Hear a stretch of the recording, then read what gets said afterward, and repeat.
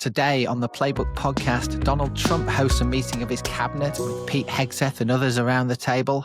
But one man will be missing, Steve Witkoff, his special envoy, who's in Moscow today for talks with President Putin. And tonight, we'll all be watching Tennessee for today's big special election. I'll give you the latest on that. Hello, I'm Jack Blanchard. And I'm Paul McLeary. It's Tuesday, December 2nd. Yes, and as you can hear, we've got our ace Pentagon reporter with us today, Paul McLeary, on the podcast, and a very timely arrival. Hi, Paul. How are you doing? I'm good, Jack. How are you? I'm great. Thanks so much for being on. There's so much to talk through with you today because, of course, foreign affairs and matters of war and peace have been dominating the news agenda, well, for weeks now, frankly, and no more so than right now. And I suspect, Paul, that we're actually going to see this storyline play out on our TV screens a bit today because the sort of showpiece event in the White House this morning is one of Donald Trump's cabinet meetings where he has cameras in sometimes for hours while they sit there and sort of pay homage to the president, and he talks through some of the key issues in each of their areas, which is sort of weird and interesting and fascinating and to sort of watch through your fingers. The bit you and I are going to be most interested in is, are we going to hear a bit more between the president and the defense secretary, Pete Hegseth, this morning, following the storyline we've all been reading and writing about, which is the strikes on boats in the Caribbean. We heard a lot from the White House and from Hegseth on this yesterday. Paul, where do you think we're at? Do you think Hegseth's in trouble here, or do you think the White House has sort of done a decent job of shoring up his position yesterday? I think for the moment he seems okay. The president obviously likes him. I think he trusts him. I mean, Hegseth has kind of done what the president wants as far as the DEI initiatives and the cultural initiatives and things like that at the Pentagon. Although this is a new bit of trouble that he's gotten himself in or found himself in, or some mixture of the both here, right, with his Venezuela boat strike. There's been over a dozen boat strikes, killed at least 80 people over the past several months in the Caribbean. The White House is alleging these are narcoterrorists as they portray them, carrying drugs from Venezuela to the United States. The one in question here is a September 2nd strike, right? That killed 11 people under Hegseth's orders. And then after the strike, the smoke cleared literally, and the U.S. Special Operations Command saw that there's two men clinging to a piece of the boat in the water. They're still alive. So they ordered a second strike. The leader of the Special Operations Command, Admiral Bradley, ordered a second strike to kill those two men, which was apparently successful. That strike, if it ends up being what it sounds like it is, would violate the laws of war. You're not allowed to kill prisoners of war. You're not allowed to kill unarmed civilians. Not allowed to kill civilians generally. Not allowed to kill even unarmed combatants. And these two men would fall into at least one of those categories. So obviously the big story by the Washington Post over the weekend said that Hegseth gave the kill order, which seems like it might not be.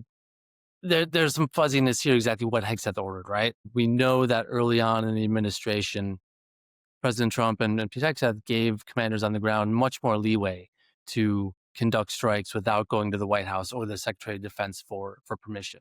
So this strike would be in keeping with that. The Admiral Bradley, who's the commander on the ground, or at sea in this case, ordered the strike without asking the Pentagon, it seems.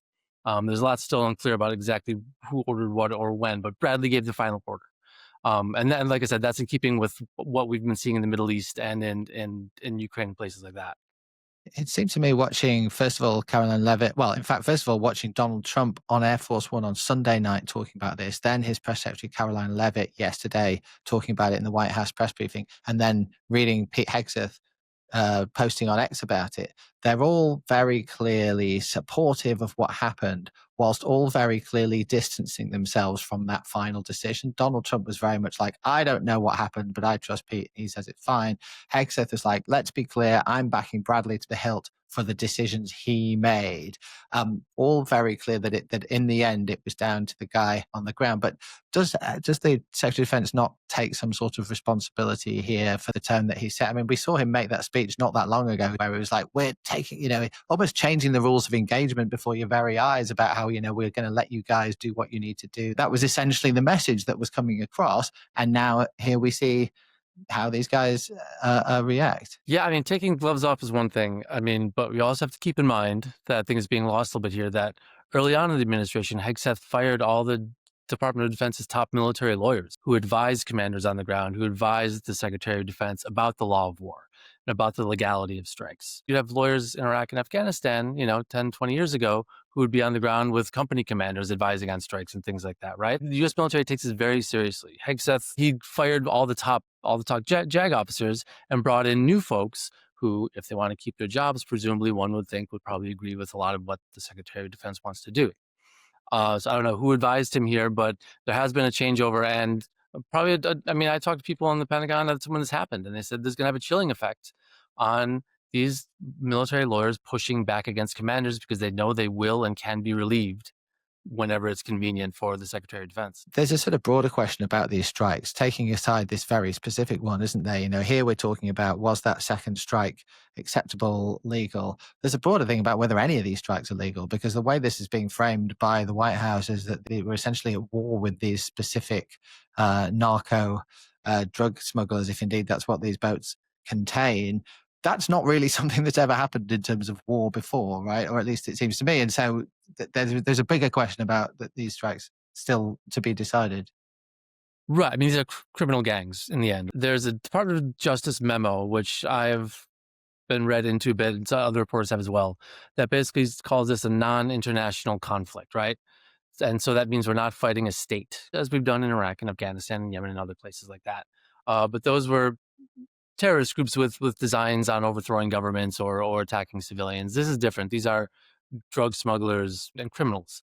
And the Trump administration has rebranded them narcoterrorists, right? And said that they're a terrorist organization, which is a liberal reading of the law. If you speak to most military lawyers in and out of service, they say they're stretching it a bit there, but no one has challenged it legally yet.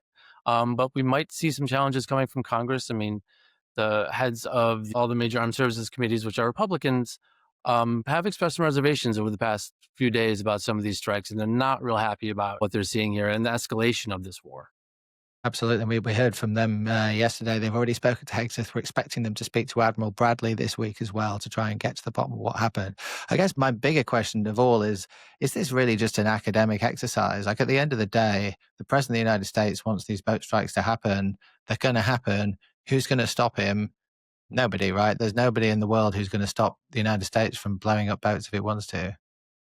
Yeah, I mean, they've come up with a legal justification that the Department of Justice has signed off on, right? And it hasn't been challenged in court. Republicans complained when Obama was striking in Yemen, right, and in other places. But in the end, what can they do? They can write strongly worded letters and hold hearings, and that's about the extent of what they can or are willing to do.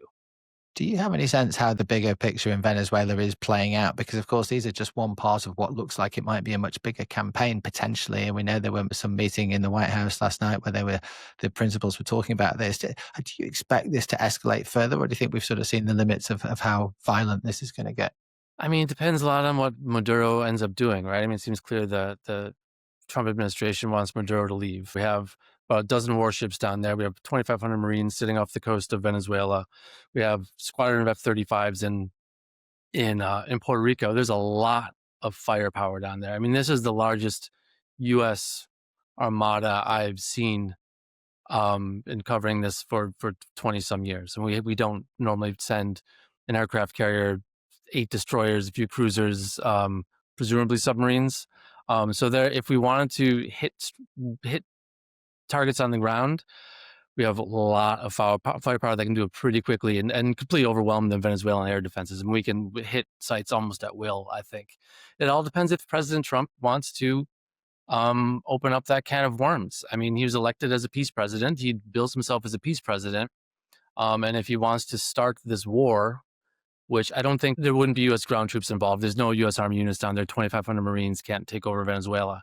But bombing military sites, bombing cities, bombing narco-terrorists is an act of war. And I don't think the MAGA base is very interested in that. And I also don't think President Trump in the end wants to get bogged down in something else and completely destabilize a country that has a lot of oil that I think the United States is probably interested in doing some business with. And that's before you start thinking what the Nobel Peace Prize Committee would think of it, right? Going to frown hugely on such kinetic activity. Let's talk about President Trump's peace efforts, because as I mentioned at the top, the one person where we won't be sat around the cabinet table today is his special envoy, Steve Witkoff. He flew to Russia last night, and we're expecting him to have face-to-face talks with Vladimir Putin at some point this morning, Eastern time. This is Witkoff's, I think, 6th visit to Russia this year. He's been, every other month, essentially, which is extraordinary in itself. The background, I'm sure listeners are across this, but he's taking with him a sort of tweaked plan for peace that Kyiv has now had some input in. Obviously was based on the initial Russian idea. We don't quite know the exact detail of it, but he's going with something, and we're going to see what Putin makes of it. The sense I'm getting from people I still know in Europe, Paul, is that they're not terribly optimistic about this meeting. I don't think there's a lot of faith in Europe left in Steve Witkoff as a sort of someone who's going to speak up for what they see as European security concerns. Is that fair? Yeah, that's fair. I mean, the European officials I've spoken to here and in some European capitals over the last few weeks are pretty concerned about Witkoff, because he seems to go to Russia and talk to Putin and kind of come back and channel Putin's point of view to the president, right? And it's a kind of classic Donald Trump thing. Whoever speaks to him last kind of has his ear. I know the talks in Miami over the weekend between Rubio, Witkoff, Jared Kushner, and the Ukrainians went okay. But there was no real decisions. From what I understand from some Ukrainian sources are that there's no agreement on territorial concessions, no agreement on the sizes of Ukrainian military, which is part of the 28 points that want to cap the size of the military, and no real agreement on some sort of peacekeeping force or security guarantees for Ukraine. And those are the big ones. And those are the ones that Putin's going to push back on the hardest. Right? He wants as much as Ukraine as possible. Ukraine obviously wants to claw back as much as their own country as possible. And the Trump administration wants to kind of meet them in the middle somehow. I mean, the things that are still on the table are the big ones. They're going to be hard decisions to make for both countries. I'm struggling to see the middle ground that Donald Trump seems to believe is there. I just don't see any sense that Putin is prepared to give up enough ambitions to meet Ukraine at a point where constitutionally, politically, in any realistic sense, that country is ready to start handing over the stuff that make the concessions that Putin wants to. Do you think this peace deal is plausible as things stand? Because I'm just struggling to see it. It's hard. Putin went into Ukraine looking to capture Kyiv, overthrow the government, clearly, right? The Ukrainians somehow, through force of will, stopped them. Even if the war ended today, I don't see a future where Putin doesn't go back in at some point, right? I mean, he's convinced that Ukraine belongs to Russia and the government is illegitimate. These sticking points are non-starters for the Ukrainians and definitely non-starters for the Russians. I mean, Putin met with Trump in Alaska, remember, just a few months ago.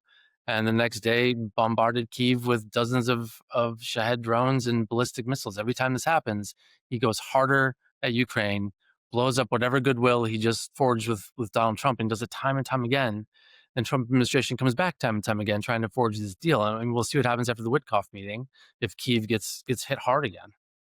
Yeah, and while it's potentially being hit hard militarily, you can imagine a scenario where Witkoff comes back with a more Russia plan than the one that Kyiv was hoping it's going to get. And then maybe Trump tries to turn the screws on Zelensky again, as we've seen a couple of times before, just because he just desperately wants the fighting to stop and genuinely wants some sort of peace deal here, almost regardless of what the Europeans and the Ukrainians think. It wouldn't be a surprise, would it, to see Zelensky maybe back at the White House for another row, if that's how it goes.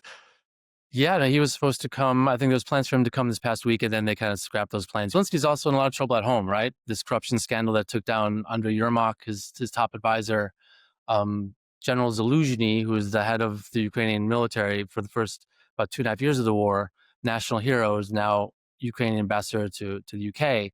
He just had an op-ed, right, over the weekend, kind of saying maybe it's time to strike some sort of deal. I mean, he's not an appeaser by any means, but he's wanted to run for president for quite some time. Zelensky's hearing some footsteps here. While all of that is happening, Donald Trump is going to have at least one eye on domestic politics. And specifically on Tennessee, I just want to mention this before we finish because this is going to be a big story tonight. They've obviously had early voting in Tennessee. The main election is happening today. This evening, we should get the results of the special election happening there. Now, normally, this ought to be a pretty run-of-the-mill, straightforward thing. It's a special election in a congressional district that hasn't elected a Democrat in more than 40 years. And yet, we have seen Donald Trump throwing his weight behind the Republican candidate, Matt Van Epps. He's done various tele rallies for him. He's constantly on social media talking about it. And that's because this race seems to be tighter than the Republicans would have liked to retain this seat in the House of Representatives. Most people think the Republicans still win it, but it could be close. And given what happened in the state elections and the gubernatorial elections last month, as it now is, there's no doubt that the Republicans want to try and win a bit bigger here to try and change the narratives that they are losing ahead of next year's midterms. So keep a close eye on Tennessee tonight. Keep a close eye on what Donald Trump has to say about it because that's going to be a significant domestic story. I'm pretty sure the one thing they won't be voting about, Paul, an election like this, is foreign affairs, right? This doesn't tend to be something that gets people out to the ballot box. It doesn't. Americans usually really don't vote on foreign affairs as a general rule. But I mean, the Republicans in the House, which is a little bit closer, they need every seat they can get. The Democrats take one of the houses of Congress. You can expect some real hard-hitting hearings with Pete Hegseth, with Dan Kane, right? They've had their posture hearings, but they haven't really been called back, right? And so if it's a Democratic House, that could be, bad news or at least pretty uncomfortable for Hegseth and some of the service chiefs. Yeah, right. The oversight really would go into overdrive, wouldn't it, on the sorts of issues we've been talking about today. All right. Well, that's something for everyone to look forward to if that's your bag. Paul, thanks so much for joining us today. That's all we got time for on today's show. We've got loads more news and analysis, as always, in today's Playbook newsletter, which you can find at politico.com/playbook. And we will be back, of course, tomorrow.